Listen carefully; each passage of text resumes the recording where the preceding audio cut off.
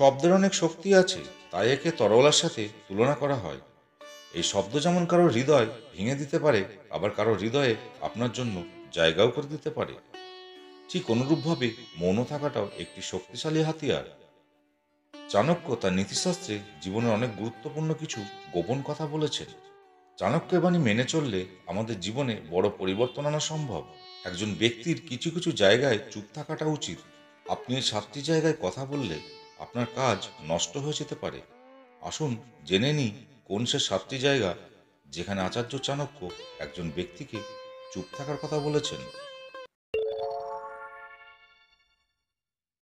সামনের মানুষটি যখন তার আবেগ নিয়ন্ত্রণ করতে না পেরে একটানা কথা বলতে থাকে, আর সে যদি রাগ করে কথা বলে, তাহলে এমন পরিস্থিতিতেও শান্ত থাকুন। এই জায়গায় কথা বলা অনুচিত হবে। আপনার নীরবতা পরে ওই ব্যক্তিকে অনুশোচনা বোধ করাবে। যখন একজন ব্যক্তি শোকগ্রস্ত বা ক্ষতিগ্রস্ত হয়, তখন কিছু বলার চেয়ে তার সঙ্গে থাকা ভালো।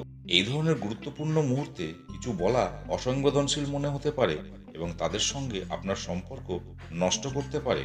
পরিবর্তে চুপচাপ তাদের সঙ্গে থাকুন, এটি অনেক কিছু বলে দেবে। অফিসে হোক বা আপনার ব্যক্তিগত জীবনে, আপনি যদি নিজেকে এমন লোকেদের মধ্যে খুঁজে পান যারা অন্যদের নিয়ে গসিপ করছেন, তবে এই ধরনের কথোপকথন এড়িয়ে চলাই ভালো। নীরব থাকার মাধ্যমে ভুল তথ্য এবং নেতিবাচকতার বিস্তার বন্ধ করতে সহায়তা করুন।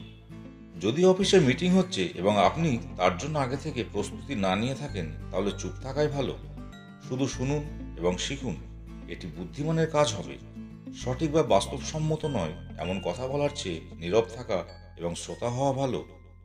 নীরব থাকা এবং অন্যদের কথা শোনা মানুষের জন্য তাদের চিন্তাভাবনা এবং অনুভূতিগুলি আপনার সঙ্গে ভাগ করার জন্য একটি নিরাপদ স্থান তৈরি করতে পারে। এটি তাদের আশ্বস্ত করবে এবং আপনাদের সম্পর্ক আরও গভীর হবে।